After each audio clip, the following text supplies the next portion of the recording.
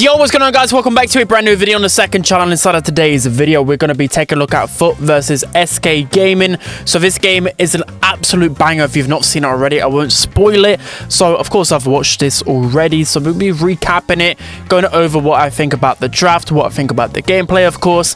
And yeah, this is just banger. It's honestly better than the grand final, so this is why a lot of people were asking me to cover it on the main channel, but of course on second channel I like to do these games. But again, let me know whether you want me to cover any other games. There is a ranked rework coming up pretty soon, so just trying to get back into the swing of things. Of course, with ranked being so bad, it kind of just took the sting out of the momentum on this second channel, and just I wasn't having fun. Of course, that's what second channel's for, is to have fun. So let's take a look at this draft then. So we have Sprout first pick, which is a little bit weird for Shooting Star. Normally you pick the throws towards the end, so that's going to allow SK to get Piper and RT, who are like pretty much the best lane brawlers. Again, maybe with the bans, they thought, you know, Tick and Juju are banned out, so maybe they have to go with the Sprout.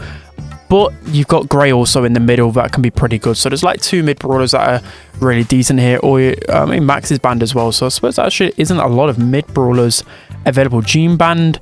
Pretty much all of them are banned other than like Gray and Sprout. So I'm just going to pick up Sprout straight away. They go with a Nanny. So Nanny, of course, being a great counter pick to Piper especially. So pretty much on a map like Shooting Star, you just want to follow the Piper lane all of the time. There's literally Piper can't do a single thing into Nanny, literally nothing. With return to sender, then of course Nanny being able to outrange Piper and out damage at that range.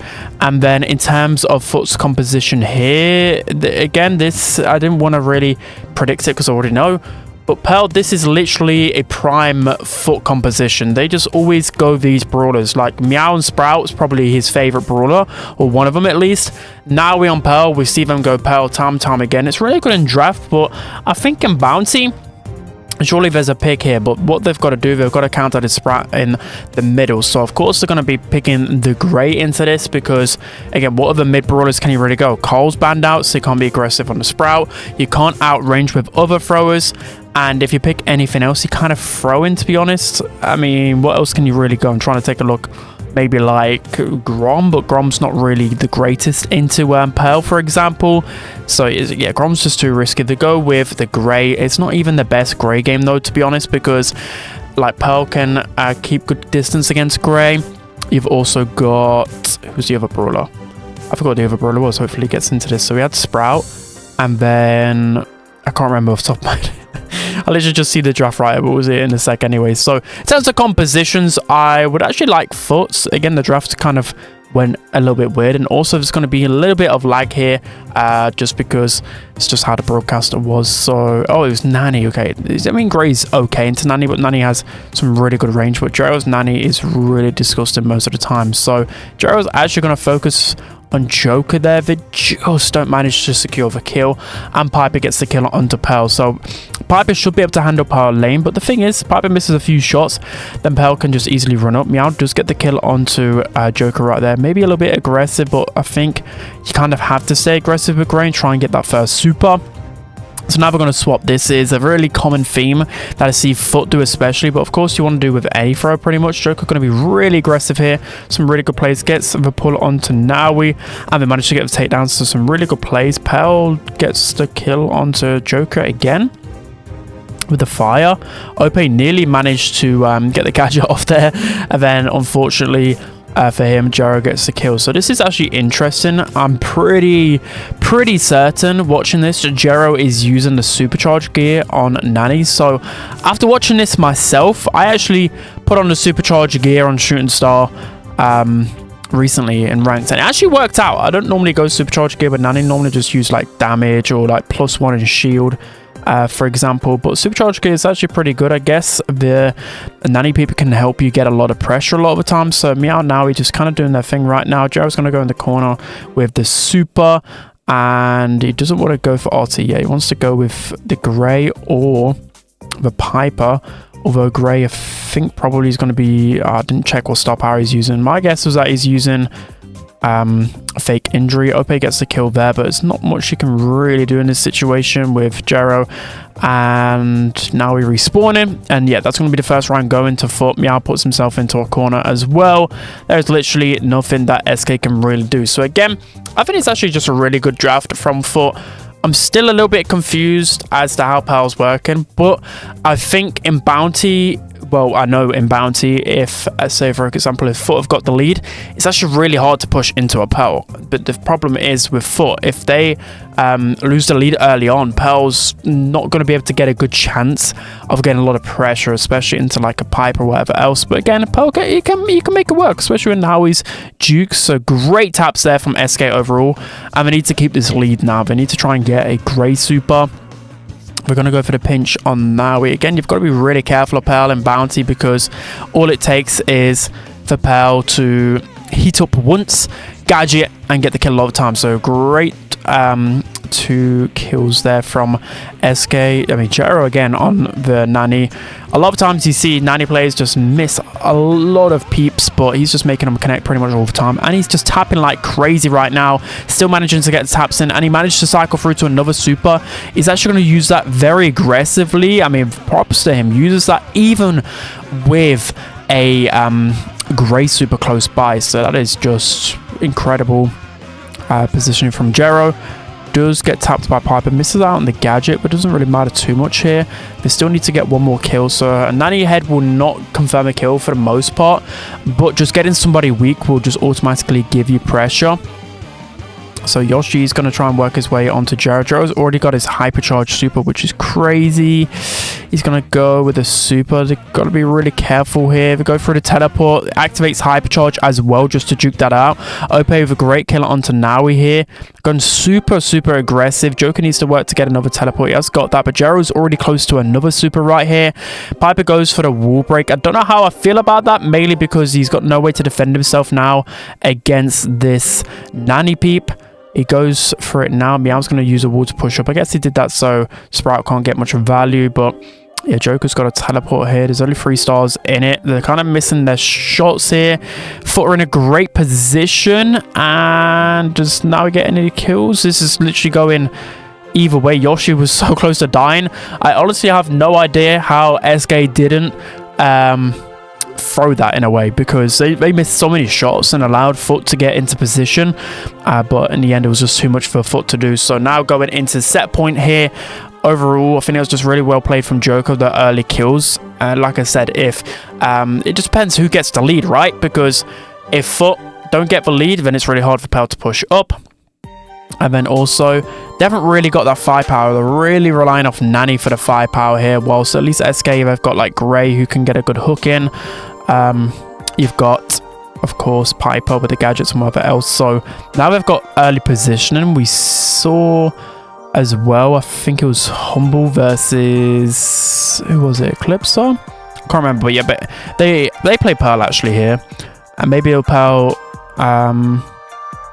Okay, we do.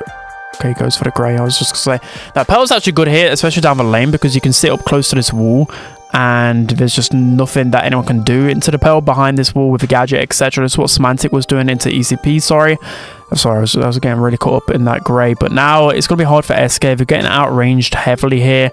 You know, they're having to push into a Pearl that's fully heated up, and look at the amount of damage Pearl can just put out. Meow already has his hypercharge. I don't even know what he's been tapping. I've not been paying attention to him. Great hook from Joker. Oh, and the gadget just barely misses him. Great tank there from Yoshi. And this is just unfortunate. It's unfortunate. Also, Yoshi's using damage gear on RT. Don't know how I feel about that. Need to be using health gear. Anyways, good tap from Ope there. I think a lot of time against Nani, what you've got to do is you've got to gadget first play. Seems weird, but because you're pretty much never going to get a gadget confirmed kill on Nani, right? So you may as well just gadget, get the pressure, then just try and capitalize on that, maybe. I mean, here comes the Grey super. He's still got a gadget to work with.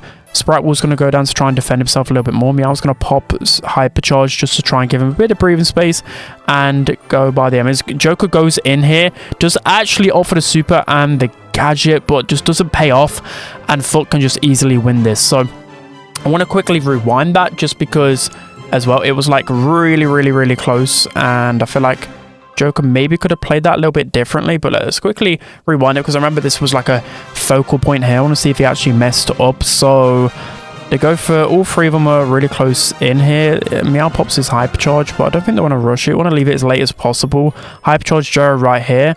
I felt like he kind of second guessed himself. It could have maybe just gone in with the gadget play straight away to interrupt the nanny super, but kind of, yeah, second guessed it a little bit, left it late, but I think it's a really tough situation anyways. I feel like they things probably would have played out pretty much the same. But yeah, FUT, they managed to close things out there. Again, I really like the Paladin shooting star, pretty underrated. Let's hop into the next one. All right, guys, jumping into set number 2, we have, what is the map? Safe Zone Heist. So we can see the bands on the screen right here. So in terms of the best picks, Penny, Melody, and Chuck.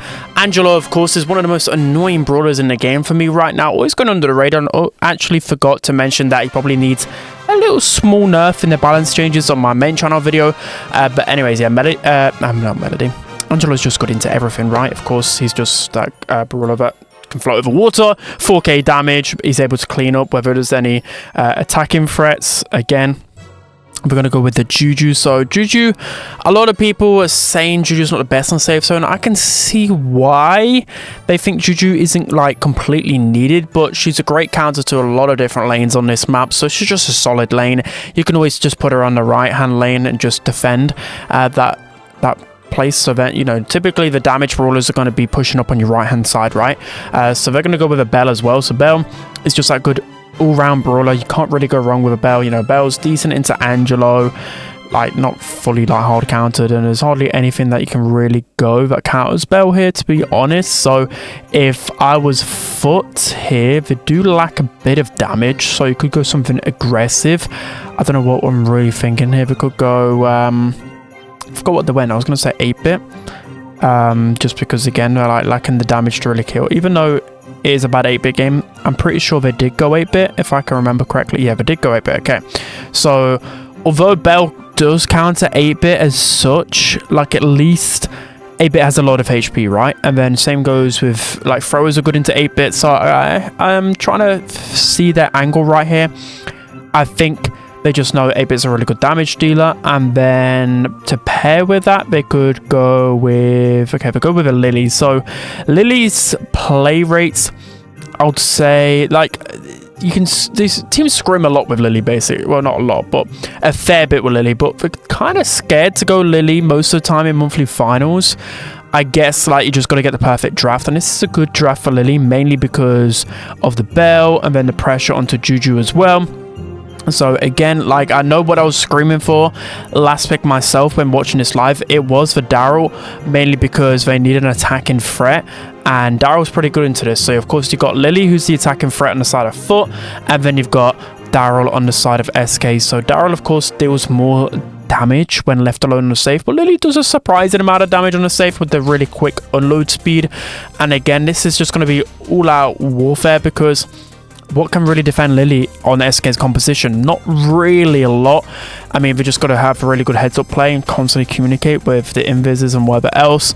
And yeah, Daryl, he will often struggle to get onto the safe, but if you leave Daryl on the safe once, again, like, it's all about pressure here. Again, if Lily can get pressure for like 8-bit to follow up and Angelo to follow up with damage, then that's good. And the problem is with SK, yeah, like Daryl can go in, but like Belle and Juju aren't doing a lot of damage. So I think SK are just going for the control game here. But you guys know, in Heist, holding control for the full 2 minutes 30 can be pretty difficult, especially when there's a Lily spamming gadgets on in here. So we can see Gerald straight away just going to gadget in, just trying to get his first super. He is using, wait, is he using a star power that gives the XP? I can't actually see. Got a bit of a speed boost. I think he's using speed gear and shield gear. Let me see. Let me see when he gets close to someone. So he's not using the shield gear here. Okay, that is interesting. I wonder why he's not using that. I would have thought with Lily, surely you just need all the HP you can get, seeing as he's short in range. So Ope actually opts to super backwards onto the Angelo there. Pretty interesting. What? Like, bro, he's super faster than I've ever seen.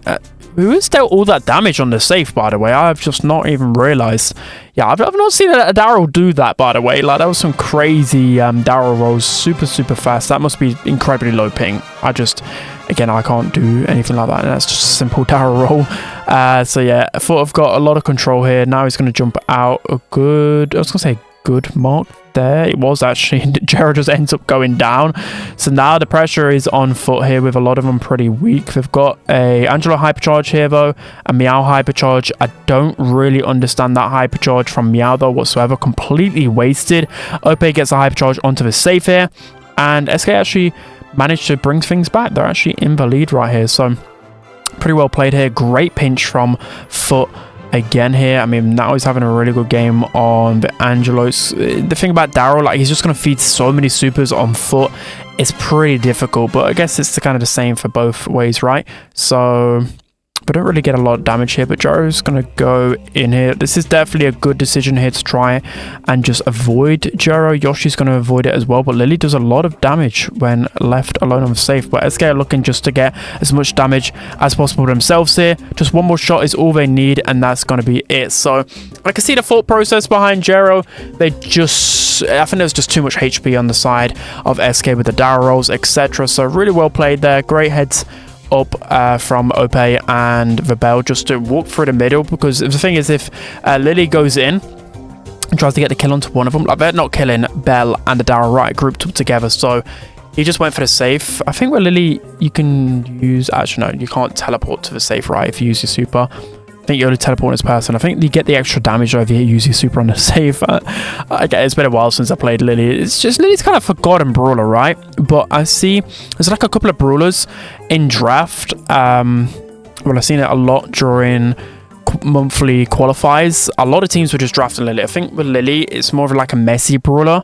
You just want to just create a lot of pressure, and it's always pretty hard to deal with a good Lily player. So I've seen like a couple of, I won't really say worst teams in monthly qualifiers using Lily, but definitely like the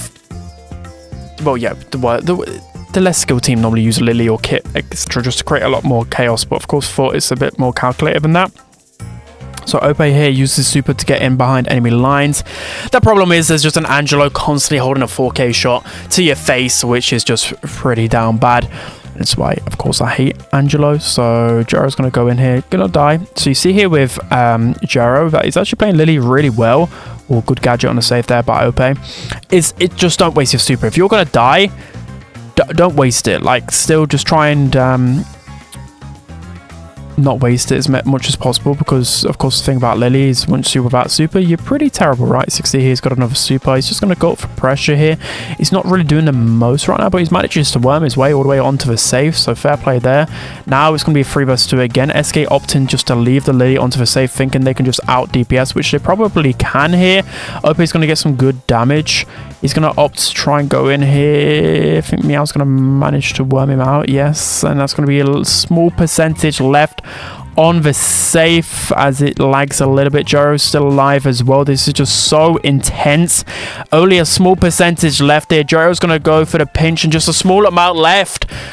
And FUT managed to win that one. That was so incredibly clutch in the end. The lag kind of killed it, to be honest, because there's only a small percentage left. I wonder, like, if someone missed a safe or whatever else. I think maybe, like, one of the players from SK could have, like, body blocked for Ope, so could have got another shot onto the safe. I don't know, very, very small margins. But all that was in it. And I'm really liking this Heist game so far, other than this annoying lag. Lag was actually one of the things that annoyed me the most during this broadcast, because I think, you know, give props to the BSC team. I think they've really spiced up their production. Like, I really like these graphics. I really like the storylines that they're going through before the games. So it's actually worth watching the production now without the draft. You know what I mean? Like, normally when there's like the intermission between each set, I'm not really too interested, but now there's like some good storylines behind it and whatever else. So again, this isn't me lagging, this is the production side of things, which is a little bit annoying. It tends to just be something always up with production, right? But again, I think there's some positive things to take from it. So Yoshi is just going to run into Naoi's face. So again, another really annoying thing about Juju is that damage reduction shield. It is kind of crazy. You can see that's pretty much the only one that Yoshi's running, because it just makes Juju like a mini tank. I think it's like a 50%, 60% damage reduction shield, which is just crazy for a thrower. And it just allows Juju to push up and just farm super even easier. So Jero's going to use gadget right here. He's going to use super on Jero. Okay, doesn't even use super. I mean, he's been so... I mean, I'm actually learning something from Jero here. He's been so... I don't know what the word is. Like, really disciplined with his super. He just doesn't want to use it and waste it. So, yeah, fair play. I would have just spammed that super on the bell. He just probably knew that he could get the kill anyway. So, great kill onto Daryl there. He's going to manage to cycle through to his next super as well. Now he's getting some good pressure. Just get tapped, though. Another gadget from Jero. He's going to get onto the safe and deal some good damage. And now there's about 30% left in it. Meow's going to use a hypercharge in the bottom right this time. I don't really mind it. At least that's where it's going to help him a little bit on defense. Probably would have minded a little bit more of a offensive position, though. Because, look, he's just nowhere around it. I guess, like... You can't really stand near your turret if there's a bell in place. You can see the turret's helping a little bit on defense. You can see here Joker's trying to get some extra damage. 18 seconds left. Hypercharge is popped. It does miss that shot onto the safe with 6% left. Hypercharge pops from Ope here. A turret here to try and block as much damage as possible. Over 6 seconds left. Lily goes in, goes down. Ope with a dash to the side. Dashes onto the safe. One shot is all that's needed. And that Juju shot just barely missed this. Did it miss the safe? Was it a buzzer beater? We're gonna have to rewind. I think. I just like Meow is actually just like completely just mind blown by that. And now he's just like, oh, it's just another game. Jero's just going crazy. So that bell shot was actually the thing that cost him there. It's very unfortunate, just misses out on it. Again, hindsight is terrible, but there's just small margins in esports. You can't even make the smallest of slip-ups. Ope gets onto the safe, and again, I don't know whether like that first shot that Juju wasn't in range of the safe or it was auto. I just don't know. And the second Juju shot as well, like the countdown just went and then the shot hit the safe just afterwards. So like I would hate to be SK in that situation. They kind of got robbed, like literally 2-3 times they should have hit that safe to get that extra damage. So that's going to be set number 2. Crazy game so far. Let's hop into set 3. Guys, jumping into set number 3, we've got Hot Zone dueling Beetles. Here are your bans on the screen right here. So in terms of the best picks, you got like Lou, Juju, and Stu. Can't really be surprised by this. I think Hot Zone right now and a few maps in general is just absolutely crazy in draft. You've seen a lot of just tank healing nonsense. So Poco's still in play here as well. You know, Berry, you've seen a lot of in APAC, people just picking Berry non-stop because it just pairs so well with so many brawlers in this meta. That's why I just see like 3 archetypes in general. You just see these healer tank compositions. You see these just big anti-tanks. It's just a whole lot of nonsense going on right now in the draft, and a lot of pros not really liking the meta so far. I mean, I did like the meta, but as it's gone on, you know, it's been literally 2.5 months of it. I've kind of got bored of it. It is pretty stale. It's the same type of brawlers time and time again. So they go with the Frank and the Griff. So that was basically double wall break. Frank has always been used on this map in general, just because he can get so much zone time. They go with a Griff just because it is a good counter to any like berry nonsense going on, opening up the map. I probably would have preferred like a Griff and maybe a B, you know, opening that up together. Well, not B can't open it up, you know what I mean. Griff and B pair really well together, and B is used a lot in dueling Beetles, more so than any other map. So the interesting thing is here, they go with a Draco, but Draco pairs so well with Berry, even though Griff works so good into Draco, like so good. The super shreds through him completely, and then Frank can counter. But the thing is here, well, now you've got double wall break, and then now you've got B, and B just absolutely destroys a Frank, like just eats Frank alive. And then pretty good into Griff as well, can outrange a Griff. So this is pretty difficult for FUT to respond in any way in the draft here. To be honest, what would you really go into this? It's pretty difficult. Yeah, we're going to go with a Barley. So Barley is pretty good into into Berry at least, because of course if Berry's just constantly, well, if everyone's grouping up on Berry's puddles, then Barley's going to have a lot of pressure just with his main attack, and then his super can flush them out. He's going to basically cycle a lot of hypercharges through. But I really like SK's composition here, mainly because of the synergy with Berry and Draco. They can get a lot of zone time. Also, B just dominates on dueling beetles, and of course if there's a wall break into that, which literally FUT are giving them 3 wall breaks, is a difficult one. So I think both teams can win it though.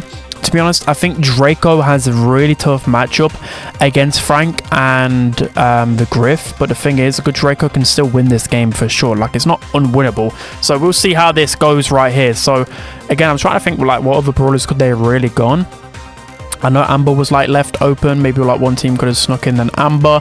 This is some great pressure from Ope here. Already gets a double kill, and a lot of people were kind of disregarding Ope this year. But Ope, I don't know why. Like, I just always loved Ope, especially on the tankier brawlers. He's replacing Linane here, so it is pretty interesting to see whether he can pop off for this new SK roster. So Ope already just getting some immense value out of his gadgets and his supers overall, and Yoshi's already got his hypercharge.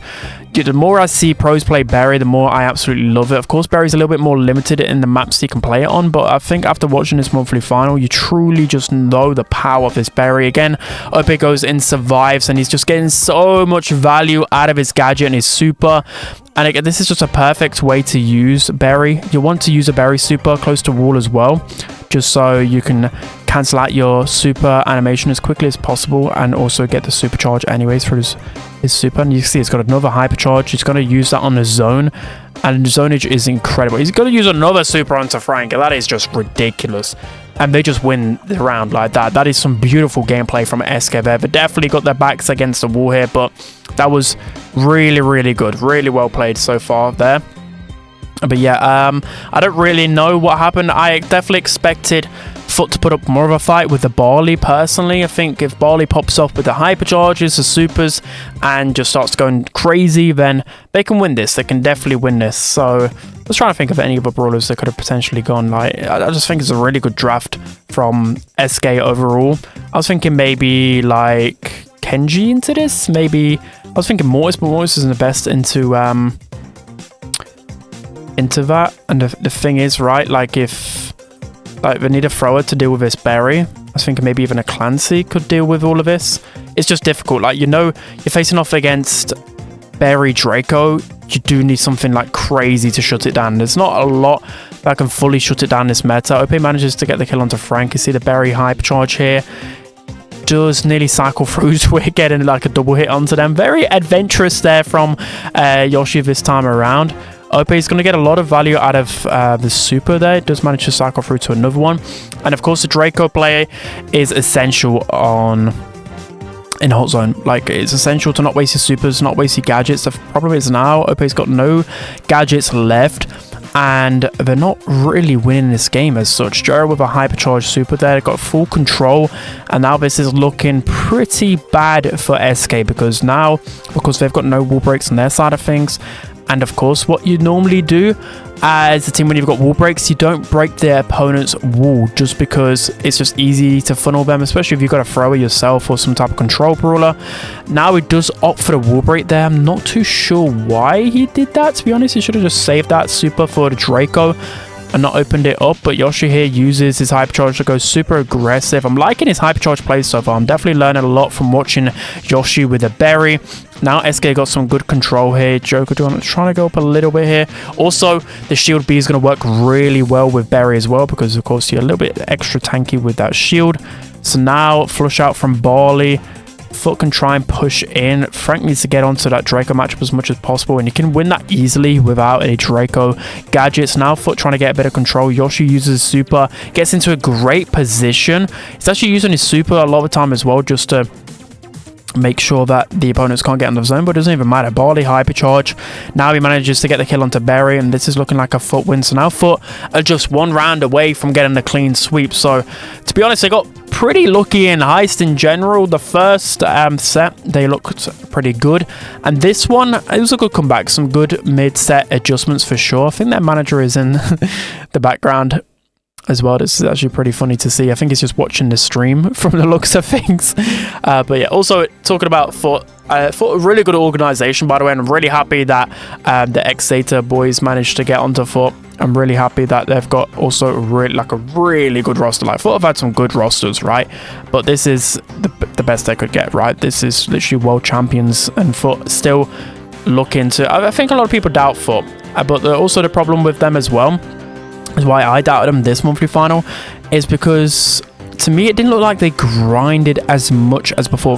Well, I think they like started grinding a little bit later in the year, like they took a like extra long vacation. Again, I don't really know the ins and outs, so that's just my look at things. And then you look at the monthly qualifiers, like, yeah, it is FUT, and they're just so good that even when they're not playing well, they always just have the ice. That's the thing with FUT, right? They always have like this ice. If you guys don't know what the ice is, if you don't watch any sport, it's basically like who's got the clutch factor.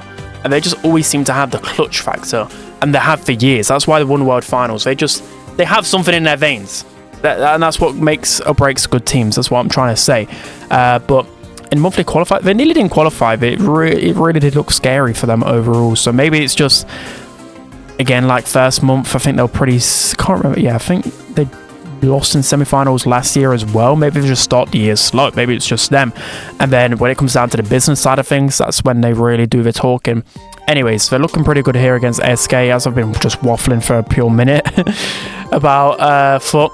The OP is getting some really good pressure here, and he can stay alive. Again, like any healer composition with Draco is just filthy. You guys should know that, especially the healing with the star power as well. And that's going to be a triple kill, and that's going to be SK looking just to do the dirty work. I mean, Joker was popping off with B that game, and might be the start of a great comeback from SK. Really like their team play, especially from Yoshi as well. All three of them played amazing in that round. Let's hop into the next set. Now moving into set 4, we've got Gem Grab Hard Rock Mine. So first pick, Stu from FUT. Can't really go wrong with Stu in the meta as an early pick. You know, of course you can counter it with some like combinations with like healers or multiple high HP brawlers.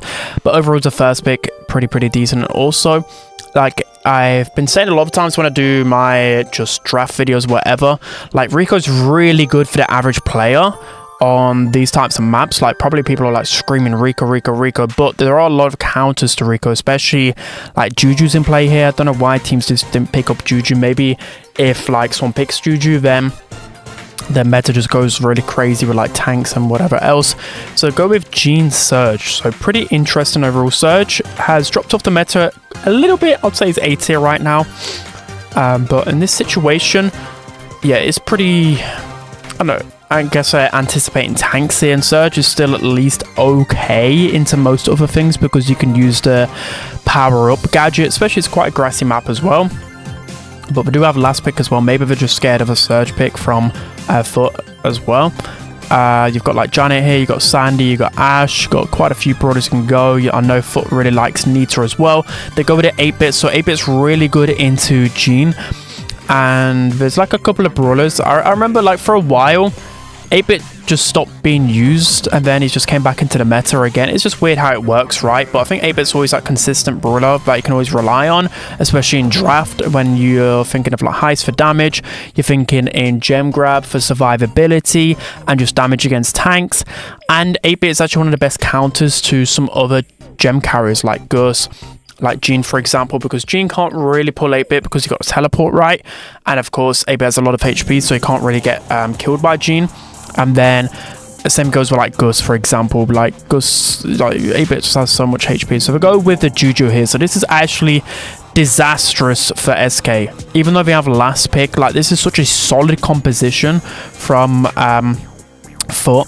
The only really brawlers who can go here are Mortis and Kenji. These are both the brawlers I was thinking of in the draft. They go with a Mortis, so straight away, like Mortis is good, like pretty, like really good into that composition, but at the same time it can be risky. Like you can definitely defend yourself against this using their composition, but if the Mortis gets in there once and cycles super, it can be pretty good.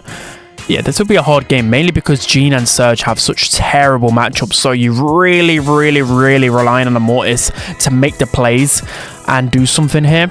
Because again, you got like a Juju against Surge. Well, how can Surge even get a level? Juju's going to follow Surge the entire map. Surge can get outranged by Stu, of course. So how is Surge getting his first level? He's just going to get chipped down like crazy. Also, like Stu and 8-bit composition, of course, it's going to be really good because you have the Stu turret. I don't think he's actually using the Stu turret though, weirdly enough, by the looks of things. I think he's using wall break. Maybe because he's scared. Like, what? I don't know why Yoshi isn't just running down that lane. Maybe he's scared of the Stu in the bush. But he should get a call out pretty soon from one of his coaches watching, right? Surely. Watching his spectate. Like, surely he knows someone isn't in that bush anymore. That's the main reason why you use a coach. Like, you spectate in games, see where people are in grass, and then you call it out. By the way, like, that's just been a tactic you use for years in esports. Like, for example, in Snake Prairie, you can use a coach spectate. I don't know whether that's a rule now. Okay, I don't know.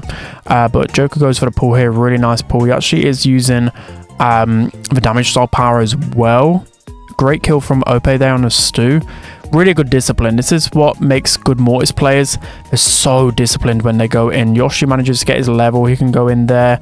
Does manage. I mean, now he's trying to go for the kill on a Surge, but I don't know why he doesn't just go for the gems in the middle in that situation. I mean, he does get the Surge out, but it was just literally 6 gems sitting there for the taken. Joker does miss that super there, but Opa's in such a good position. He's going to go for the 8-bit.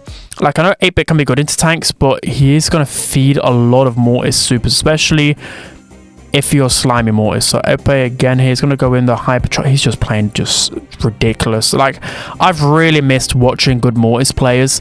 It feels like it's been an eternity since I've seen good Mortis plays in esports. I don't know why. Joker misses the hypercharge there, which of course he does because the Gene hypercharge just sucks. Jero's going to go in, but it's not really going to matter. So SK looking to make the impossible happen.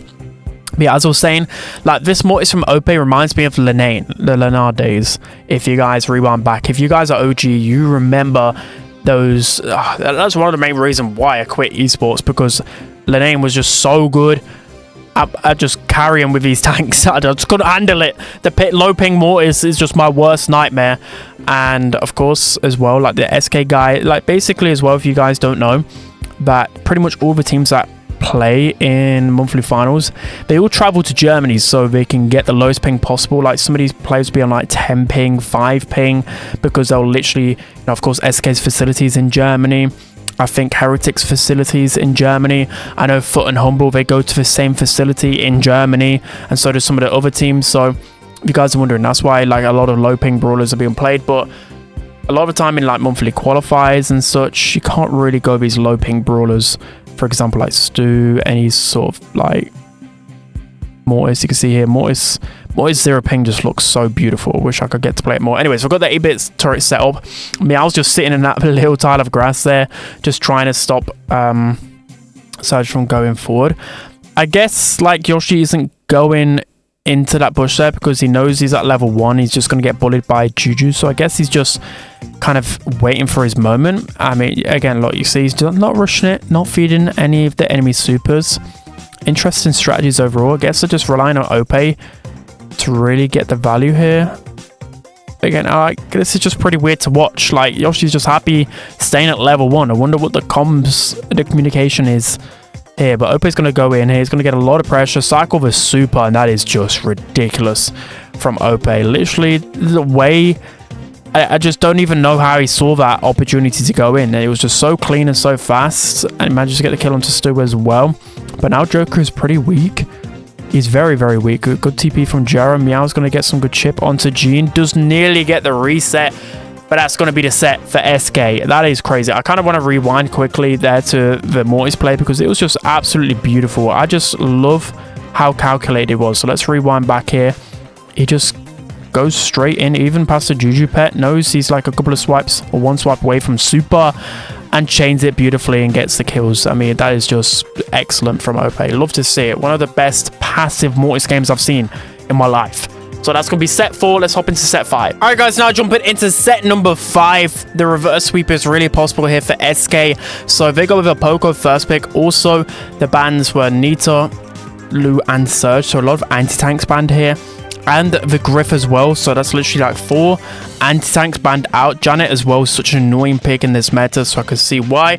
So if we went with Poco, Poco's one of the strongest mids in sneaky fields. You've also got like Max. You got like B, you've got like a few others as well. Like Gus can be used, but not really the best on this map. Like Janet's used as mid a lot here. Just trying to name a few to that come to mind. So if I go with the Melodies, so Melody has been used a lot in pro play right now. I know on a bushier map, Melody is not the best, but at the same time, there's like a lot of opportunities to get the ball and score with Melody. The pros are finally learning in the past like 2-3 weeks that Melody is such a strong brawler in the meta, especially with the hypercharge. So yeah, the problem is like the casual play base. Even myself hardly know how to use Melody correctly. Only the pros know how to use it absolutely. So maybe I need to just do a lot more VOD watch and watching these pros use Melody, or just play her like crazy and try and master her as much as possible. So you can see the person in the background watching the draft here as well. I just find that so funny. I don't know why. But if we go with Draco, so Draco is a good option, but the problem is here that Melody and Draco both lack in damage, and they both get countered by the same brawler. So straight away here, I wasn't thinking of the Frank, but now I can see why they went Frank. Like the problem is it, like Frank is good into Draco, but Melody's good into Frank, mainly because Melody gets a lot of supercharge from Frank. And then here straight away I was screaming like probably like a Cordelius here, maybe. Well, I actually predicted Shelly. I was saying Shelly mainly because again you need a big anti-tank here, because what if like you pick like a tank yourself? You're just gonna get ran all over by Melody, Draco, and something else. So they're gonna go with the Shelly. So again, like I predicted this one mainly because Shelly's of course really good into these two brawlers, good at goal scoring of course, and it's not much else you can really go with so many anti-tanks banned out. I mean, you could go Colette, but Colette isn't the best on a grassier map. You could go with like a Gale, but Gale just isn't good anymore. I'm just thinking like, again, like Rico would be a really good late pick here from FUT. They could go with, I'm trying to think, there isn't really many anti-tanks left, but they need to go with anti-tank. I mean, maybe they could go with like a Maisie, they go with a Cordelius. So this straight away, I just didn't understand, mainly because like what is Cordelius gonna do? Like they need something heavy in damage here. They need a heavy brawler, but go Cordelius gets countered by Frank. Literally gets countered by Frank, and if everyone's going to group up, Cordelius is hardly going to like manage to wheel his way in. They have no quick burst damage, and you'll see just quickly what happens here. I mean, it is just ridiculous. Who else would you guys have gone? Maybe you could have gone like a Gale. I mean, I would have surely gone Maisie or Colette or Rico. I know Rico's not going to be best against the wall breaks, but like you need something that can heavily counter this composition. With so many anti-tanks out of there, I thought someone would have been better than, I mean, Cordelius is pretty good on this map though, to be fair, but SK, they're just going to pop Gadget and they're just going to run in. Even with the lag, you can just see they're just going to run in. Gerald does super kick it away, but there's nothing they can really do here. They just don't have the damage. They've got Poco gadgets galore, just spamming them and running forward. You can see Joker's just going to use gadgets as quickly as possible here. Even with Draco just burning them down, they can't do anything about this. And SK just walk it in. There's nothing they can do. They don't have any burst damage. And I just love that draft from SK. They noticed that there's not a lot of anti-tanks left, so that's why they probably drafted the Frank, just to run it down. Especially with Poco, you do need that tanky brawler option. Again, I was a little bit skeptic because Melody's good into Frank, but maybe they wanted to take Frank away from them. Like, again, there's a lot of mind games going on with the draft. So again, they're just gonna opt to just walk into the bushes and just spam Poco gadgets. Up it goes with a Frank stun, misses it, but that's gonna be the walk in pretty easily from SK. And now they're already one goal away from securing the reverse sweep, and this is just looking like the cleanest out draft in the history of Brawl Stars. Like, again, they're just gonna super, not much fan that FUT can do. I mean, he just Cordelius supers the wrong opponent, and SK just win it just like that. That is so anticlimactic. I mean, it's such a crazy reverse sweep, but for the draft to just be that one-sided, that was just clear outdraft. But there is a skill with outdraft, okay? A lot of people, even a lot of pros, don't really learn draft as much as they should, considering just how much how much depends on a draft, guys. Like, these players are just as good as each other. A lot of them, it can just come down to how well they play on the day, how well they draft. So a lot of times it's better to focus on draft. You've really got to put in the reps and draft as much as possible with your analyst, coach, etc, etc. But you can see here clearly as well, adapting on the fly. Maybe this was something they weren't really used to facing off against with so many anti-tanks banned. But yeah, that's the sad story of FUT esports there. So close from getting the sweep and then get reverse swept. You just hate to see it if you're a FUT esports fan. But yeah, that's going to be it for today's video, guys. So I hope you enjoyed. Don't forget to like, comment, and subscribe, and I'll see you guys next time.